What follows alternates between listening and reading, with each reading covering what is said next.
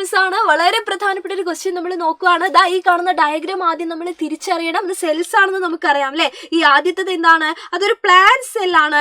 And രണ്ടാമത്തേത് എന്താണ്? അതൊരു ആനിമൽ സെല്ലാണ്. ഇനി ഇവിടെ എഴുതിയിരിക്കുന്ന എയും ബിയും നമുക്ക് മനസ്സിലാക്കാൻ പറ്റും. എ എന്ന് പറയുമ്പോൾ ദാ നോക്കിയോ, അതിനകത്തുള്ള സൈറ്റോപ്ലാസം ആണ് അല്ലെ. സൈറ്റോപ്ലാസം എന്ന് പറഞ്ഞു കഴിഞ്ഞാൽ മലയാളത്തിൽ എന്താണ്?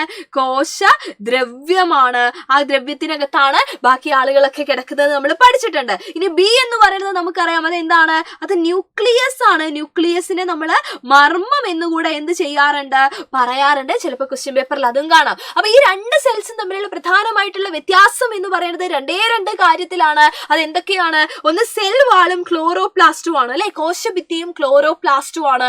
ഇത് രണ്ടും ഉള്ളത് പ്ലാന്റ് സെല്ലിലാണ്. നമുക്കറിയാം സെൽ വാൾ അതിനെ പ്രൊട്ടക്ട് ചെയ്യാനാണെങ്കിൽ ക്ലോറോപ്ലാസ്റ്റ് എന്ന് പറയുന്നത് ഫോട്ടോസിന്തസിസ് പ്രകാശ സംശ്ലേഷണത്തിന് സഹായിക്കുന്നുണ്ട്. അപ്പൊ ഇത് രണ്ടും ഉള്ളത് എവിടെയാണ്? നമ്മുടെ പ്ലാന്റ് സെല്ലിലാണ്. ഇവർ രണ്ടുപേരും ആനിമൽ സെല്ലില്ല. അപ്പൊ ഇവർ തമ്മിലുള്ള പ്രധാനപ്പെട്ട ഡിഫറൻസ് ചോദിച്ചു കഴിഞ്ഞാൽ ഈ ഒരു കാര്യം നമ്മൾ കമന്റ് ചെയ്യണം. അപ്പൊ 6ാം ക്ലാസ്സിലുള്ള മുഴുവൻ ആളുകൾക്കും ഈ ക്വസ്റ്റ്യൻ നിങ്ങൾ അയച്ചു കൊടുക്കുക. വളരെ പ്രധാനപ്പെട്ടതാണ്. അപ്പൊ നമ്മുടെ വജ്ര ബാച്ചിൽ എൻ ഗെയിം സ്റ്റാർട്ട് ചെയ്തിട്ടുള്ള കാര്യം നിങ്ങൾക്ക് അറിയാലോ. ഇതുവരെ ജോയിൻ ചെയ്യാത്ത ആളുകൾ ഇതാ ഈ ഒരു നമ്പറിൽ കോൺടാക്ട് ചെയ്തിട്ട് എത്രയും പെട്ടെന്ന് തന്നെ അഡ്മിഷൻ ഉറപ്പുവരുത്തുക. അടിപൊളിയായിട്ട് നമുക്ക് പഠിക്കണം. So all the very best and by.